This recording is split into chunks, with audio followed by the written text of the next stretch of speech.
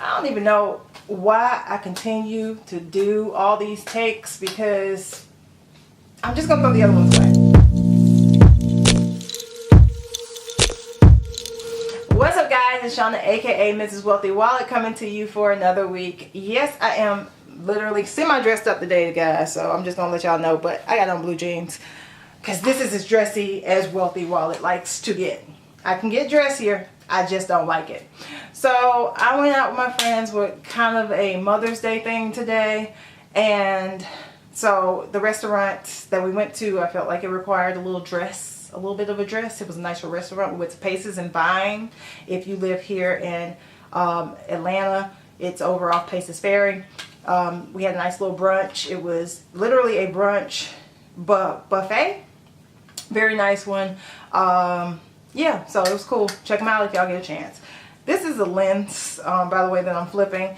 It's my 50mm lens that was on this camera. I tend not to have it on my camera when I record these videos because I have to push the camera further away. I don't use a microphone. I just talk straight to the camera, so therefore it, like, yeah, one, is too far away, and two, it just, this is like my glam lens. Like, seriously, it takes great portraits. I'm not so sure about videos. It kind of like, my face goes like to here instead of getting some of the background. Okay, so I went through all that randomness, and I just want to tell you today that it's okay to tell yourself no.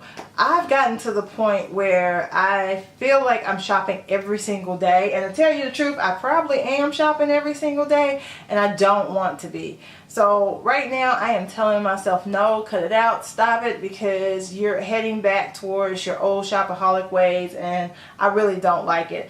I get to a point where shopping physically makes me like sick, and I don't mean like, you know, like throw up, that type of thing, but I get like this cringy feeling. So I went out and bought the Mother's Day gifts for my sister, my mom, my cousin, who I consider my sister, and my grandma.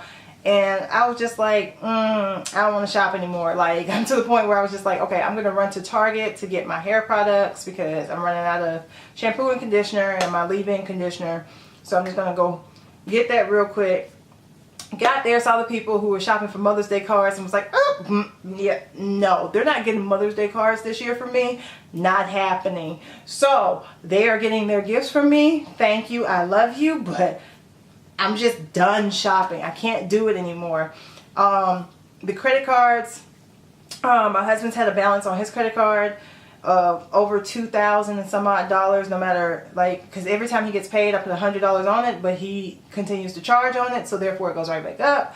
So what I think I'm going to do is I'm going to go ahead and tap the emergency fund. I know it's not an emergency, but if we're looking at an emergency fund that's earning like 1.7% or something like that, it was at 2 until I had to tap it for the air conditioner, but we're looking at an emergency fund that's earning that. We're looking at debt that is anywhere from 13 to 18% interest. It makes more sense to go ahead and take the money out of the emergency fund and just pay off the debt. So I'm just going to go ahead and pay off that debt, and then I'm just going to yank one of the cards out of his wallet, so he will have one card to spend on, and we'll just get back in alignment. That's what I do whenever we get out of alignment with paying off debt and stuff like that, because what will happen is he'll start spreading it out, and I'm just trying to chase each one, and it's too hard to do. So I'm just going to pay him off, reduce it down to one card, and we're going to work from there. So yeah, not to say that it's 100% on him. I have charged stuff. I have charged quite a bit. I got some groceries that I even need to pay off. So I'm going to go ahead and pay that stuff off, and then just try to leave it alone. I'm going to try to just eat what's in the kitchen. Then come payday on Friday, if we make it, hopefully we make it, unless I just pull out enough money that I can cover groceries, then we'll go to Costco and do our shop, because I'm about to be out of cauliflower. I have my broccoli. We definitely have chicken. I'm trying to think of what else. I think that's pretty much it.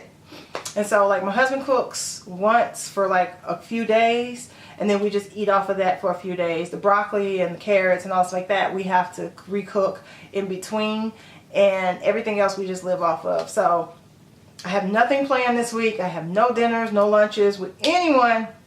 So knock on wood, I should be good. I have no plans next weekend, and I hope to keep it that way because as of right now, I am in between hours. No, I don't want you to say anything. Sorry, you know, SIRI picked up on this. But as of right now, I don't have anything major going on. Yes, I do. In about 30 minutes, I have to take my dog to the groomer. I do have a budgeted line item for that, by the way, before y'all even ask. So that money is there for his grooming, but he's hot. And I don't want him to be hot. At least I think that's what he is, because his brother pants a lot and his brother is actually sick. He has Cushing's disease, and it's not a good outlook, y'all. His pituitary gland is overproducing cortisone for his body, and it's real bad for dogs, y'all. It's not a good prognosis. So I'm trying to make sure this one here is plush and comfortable and that he's okay, but he has his winter down fur underneath his current fur, so he needs all that shaved off. Long story short, anywho, gonna put Sally Maybach up here.